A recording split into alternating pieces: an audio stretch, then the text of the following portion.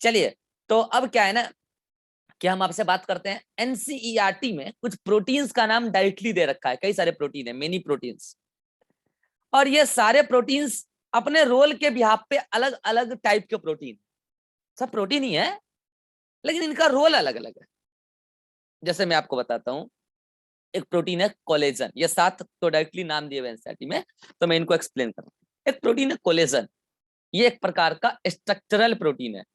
कैसा प्रोटीन है? मैंने याद को बोला था, प्रोटीन 2 प्रकार का होता है, स्ट्रक्चरल और फंक्शनल। तो ये स्ट्रक्चरल प्रोटीन, स्ट्रक्चरल प्रोटीन।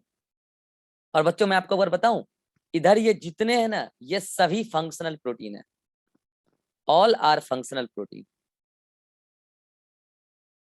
तो बोल रहे हैं कि स्ट्रक्चरल 2 ही हैं क्या? अरे और भी है कई सारे, एक ही है क्या? और भी है कई सारे। मैं तो एनसीईआरटी के 7 एग्जांपल्स को एक्सप्लेन कर रहा हूँ ना।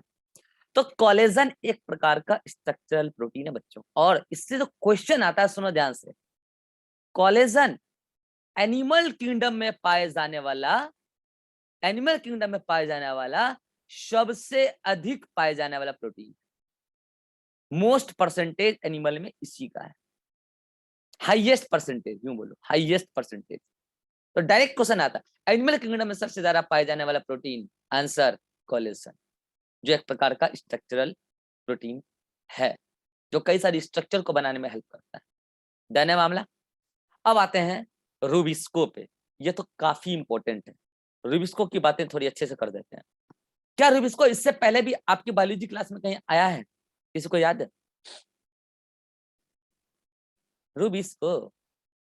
किसी को याद हो तो इतना हिंट देता हूं कि एक प्रकार का एंजाइम, लो इतना हिंट दे देता हूं कि एक कैल्विन साइकिल में पार्टिसिपेट करने वाला एंजाइम है। लो इतना हिंट दे देता हूं कि लाइट रिएक्शन में पार्टिसिपेट करने वाला, सॉरी डार्क रिएक्शन, फोटोसिंथेसिस की डार्क रिएक्शन में पार्टिसिपेट करने वाला एंजाइम है। चलो इतना हिंट दे देता हूं कि डार्क रिएक्शन क्लोरोप्लास्ट की स्ट्रोमा में चलता है, क्लोरोप्लास्ट की स्ट्रोमा में चलता है, स्ट्रोमा ऑफ क्लोरोप्लास्ट। चलो जी बालमुकुंद, बहुत पढ़े हो ना तुम सेल, अभी कर रहे थे ओवर कॉन्फिडेंस में, टेस्ट ले लीजिए। एस्ट्रोमा क्या होता है क्लोरोप्लास्ट के में? एस्ट्रोमा किसको बोलते हैं? What is stroma? Hmm, part होता है सर, स्ट्रोमा एंड ग्रेनुलोसा। क्या क्या पार्ट होता है ये बताइए ना, एक्सप्लेन कीजिए, क्या पार्ट होता है? जल्दी बताइए, आप घिर गए हैं अभी। फोटोसिंथेसिस के दौरान हेल्प करता है सर। अरे भैया मैं पूछ रहा हूँ कि एस्ट्रोमा क्लोरोप्लास्ट में क्या होता है, मैं ये नहीं पूछ रहा हूँ काम क्या है, जल्दी।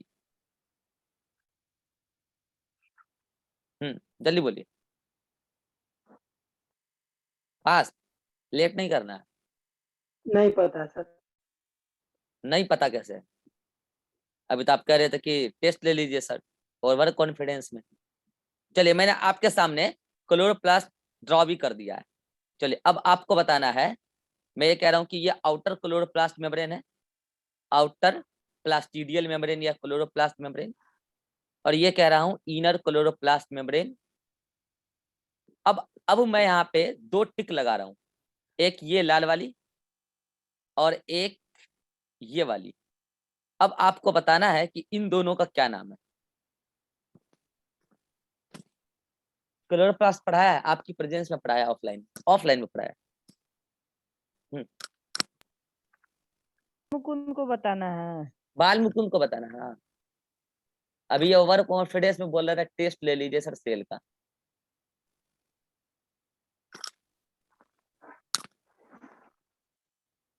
हम्म और आप जिस थैलेकॉइड की बात कर रहे थे, लो मैं थैलेकॉइड भी बना ही देता हूँ, लो थैलेकॉइड से ग्रेना भी बना दिया, लो, और ग्रेना को जोड़ के इंटर ग्रेनम भी बना दिया, लो लिख भी दिया कि ये क्या है, ग्रेनम, ये पूरा मिला के ग्रेनम। तो एक और लेवलिंग बनता ही है, एक और लेवलिंग, ये ब्लू वाली। चलो बताओ, अब तीनों का नाम बताओ बाल मुकुंद। इस कहानी से क्या शिक्षा मिलती है बाल मुकुंद पता है? जीवन में कभी भी ओवर कॉन्फिडेंस नहीं होना चाहिए, और बोलना वही चाहिए जो आप कर पाए। और इससे एक शिक्षा ये मिलती है कि जीवन में अपनी गलतियों को छुपाने के लिए दूसरों को गलत नहीं ठहराना है। ये नहीं कहना है कि ऑनलाइन ऑफलाइन, ऑनलाइन बढ़िया नहीं है ऑफलाइन बढ़िया था। भाई ये तो ऑफलाइन में पढ़ाया था ना। देखिए आप क्या है ना, आपकी प्रॉब्लम क्या है कि आप अदर टीचर के सामने होशियार बन लेते हैं। आप वहां पढ़े ना पढ़े, सामने वाला आपको सुन लेता है। लेकिन मेरे पास क्या है ना, केवल पढ़ने वाले का मैं सुनता हूँ और नहीं पढ़ने वाले को मैं कुछ नहीं कहता हूँ। इसी तरीके से ऐसे लपेटता हूँ ना, फिर आप लाइव ही हैं अभी, फिर समझ रहे हैं ना आप आगे। तो आगे आप इस बात का ध्यान रखेंगे, ऑनलाइन अच्छा नहीं होता है सर, ऑफलाइन बढ़िया होता है, ऑफलाइन खोल दीजिए। आप सरकार से बढ़ के नहीं है और आप कोरोना गाइडलाइन से भी बढ़ के नहीं है, पढ़ाई भी जारी रखना ही है। तो आपकी क्या प्रॉब्लम है ना, अगर अभी छुट्टी कर देता है इंस्टीट्यूट तो आप कहते हैं कि ऑनलाइन नहीं चलाया जा रहा है, और ऑनलाइन चलाया जा रहा है तो आप कह रहे हैं कि ऑफलाइन नहीं चलाया जा रहा है, और ऑफलाइन चलाया जाता तो आप क्लास आते 5 दिन में 2 दिन। तो इसलिए आप आइए इस तरीके से करिए, हमें कोई इतराज नहीं है, बस आप साइलेंट रहिए। इस तरीके के बच्चों को मेरी क्लास में बराबर टप टप टप टप करने का कोई अधिकार मैं नहीं देता हूं। ओके, ध्यान रखेंगे आगे से। अरे ठीक है कालमुकुंद, समझ गए ना? हाँ सर। ठीक। हिमांशु श्रीवास्तव, इन तीनों लेवलिंग का नाम बताइए जल्दी से,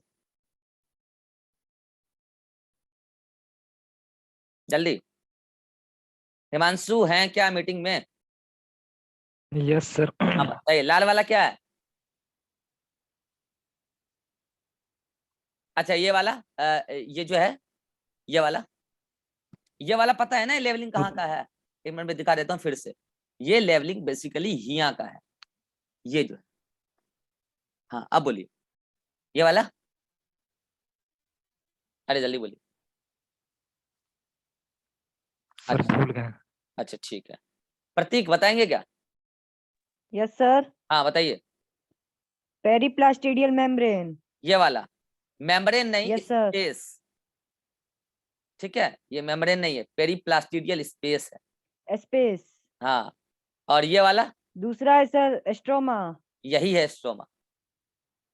और तीसरा वाला, ल्यूमेन। बहुत बढ़िया। क्लोरोप्लास्ट में चिक चिक के चिल्ला चिल्ला के पढ़ाए थे ऑफलाइन, समझ रहे हो बाल मुकुंद? इसलिए ना एजुकेशन को बर्बाद करने ना तू लो। अगर ऑफलाइन बंदे तो ऑनलाइन चलने दो ढंग से यार। क्या होता है ना, जब सरकार बनती है ना तो कुछ लोगों को अपोजिशन में रहना जरूरी होता है, ये जानते हैं, क्योंकि विपक्ष भी लोकतंत्र का एक मजबूत स्तंभ है, तो वो जरूरी है। लेकिन विपक्ष कुछ भी बोले ये जरूरी नहीं है ना। विपक्ष जो पक्ष में है उसकी गलतियों को पॉइंट आउट करे, ये जरूरी है। लेकिन जब गलती ही नहीं कर रहा है तो फिर आप उसको पॉइंट आउट क्या कर रहे हो? भाई हमारी, हम जान के थोड़ी ना ऑनलाइन कर रहे हैं। आप बात को समझो ना यार, सरकार ने बंद कराया है, सिस्टम ने थोड़ी बंद किया ऑनलाइन। तो ऐसी बातें नहीं करते। इससे क्या होता है ना, पढ़ने वाले बच्चों के भी मन में बैठ जाता है कि ऑफलाइन खुलेगा तब पढ़ेंगे। तो आप नहीं पढ़ते, आप मत पढ़ो, दैट्स ऑल। शांत रहो, सिंपल सी बात है। पढ़ने वाले बच्चे आ रहे हैं, पढ़ेंगे, पढ़ रहे हैं। आप आ जाए हो लाइव क्लास, पिछले 10 दिनों से चल रहा है ऑनलाइन, किसी को कोई समस्या नहीं है, तो शांत रहिए, नहीं बोलना है आपको, समझ गए ना? एकदम शांत चुप रहिए। आप ऑफलाइन में भी पढ़ाई नहीं करते थे। चलिए, तो ये बात मैं बताना चाह रहा था कि ये एस्ट्रोमा है। ठीक है, एस्ट्रोमा क्या होता है मैंने आपको बताया था। क्लोरोप्लास्ट के inner plastidial inner chloroplast membrane के अंदर का ये पूरा स्पेस एस्ट्रोमा होता है। और मैंने आपको कहा था फोटोसिंथेसिस में 2 रिएक्शन होता है, एक होता है लाइट रिएक्शन जो चलता है ल्यूमेन में, याद है लाइट रिएक्शन, और एक होता है डार्क रिएक्शन जो चलता है एस्ट्रोमा में, जिसमें कि केल्विन साइकिल चलता है। केल्विन साइकिल डार्क रिएक्शन का पार्ट है, केल्विन साइकिल। और मैंने कहा भी था उस दिन कि इसी के अंदर ये जो पर्टिकुलर एस्ट्रोमा है, एस्ट्रोमा में ही एक एंजाइम होता है जिसका नाम है रूबिस्को, यही है रूबिस्को। तो लोकेशन क्लियर है, याद कीजिए, मैंने याद दिलाया। अब बात क्या है कि रूबिस्को जो होता है ना, इसमें टोटल 16 पॉलीपेप्टाइड चेन होता है। कितना बोला मैंने? 16 पॉलीपेप्टाइड चेन। पॉलीपेप्टाइड चेन क्या होता है इसको हम एक्सप्लेन करेंगे आगे। 16 पॉलीपेप्टाइड चेन होता है, जिसमें से 8 एक जैसा होता है और 8 एक जैसा होता है। बेसिकली ये 8 पॉलीपेप्टाइड चेन प्रोटीन बना हुआ चेन है, प्रोटीनेसेस चेन है, और ये भी प्रोटीनेसेस चेन है। बेसिकली हुआ क्या है यहां पे भी डीएनए से आरएनए और आरएनए से प्रोटीन बना है, यहां पे भी डीएनए से आरएनए और आरएनए से प्रोटीन बना है। तो अंतर कैसे ये दोनों 8 पॉलीपेप्टाइड चेन में 8 एक जैसा 8 एक जैसा? बेसिकली ये जो डीएनए है ये है न्यूक्लियस का डीएनए, न्यूक्लियर डीएनए, और ये जो डीएनए है ये है क्लोरोप्लास्ट का डीएनए। दैट मींस आप कहेंगे कि जो क्लोरोप्लास्ट का अपना डीएनए है ना, यहाँ पे अपना डीएनए, उससे इतना वो आरएनए बना कि उससे 8 पॉलीपेप्टाइड चेन इसी स्ट्रोमा में बन के तैयार हो गया। ओके, समझिए ध्यान से। इसके बाहर कहीं न्यूक्लियस है, क्लोरोप्लास्ट के बाहर साइटोप्लाज्म में ये न्यूक्लियस है। अब इस क्लोरोप्लास्ट के अंदर, सॉरी न्यूक्लियस के अंदर डीएनए है, यहां से इतना आरएनए बन के साइटोप्लाज्म में आया। आपको पता है साइटोप्लाज्म में आरएनए आएगा, लेकिन इसका आरएनए साइटोप्लाज्म में नहीं गया, क्लोरोप्लास्ट का जरूरत ही नहीं था। तो इसका आरएनए साइटोप्लाज्म में आया और यहीं से 8 अलग प्रकार का पॉलीपेप्टाइड चेन बना under the guidance of nuclear DNA, क्योंकि न्यूक्लियर डीएनए से ही आरएनए बना है।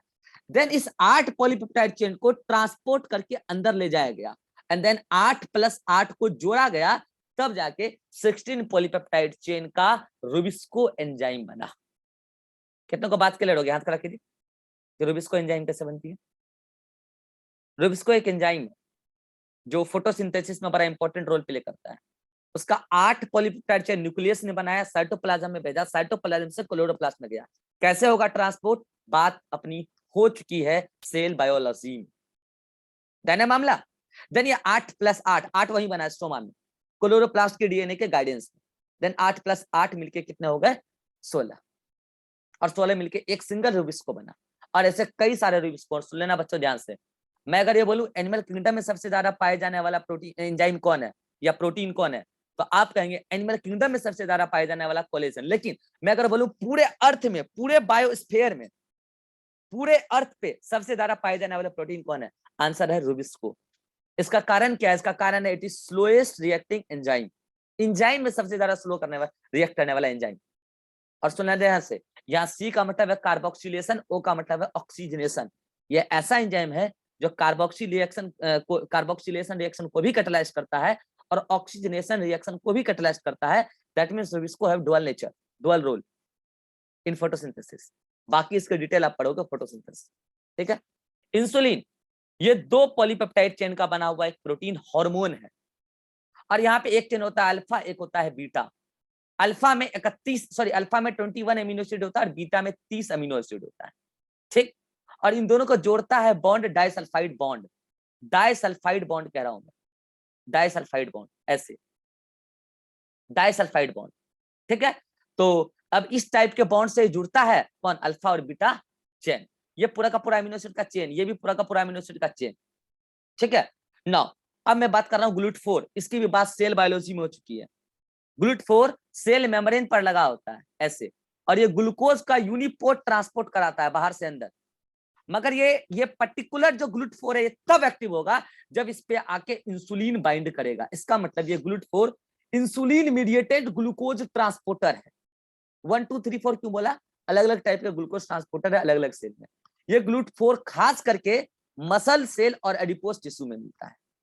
फिर आता है रिसेप्टर। सेल मेम्ब्रेन पे कई सारे रिसेप्टर मिलते हैं जो बाहर के सिग्नल को एक्सेप्ट करते हैं और अंदर की तरफ भेजते हैं।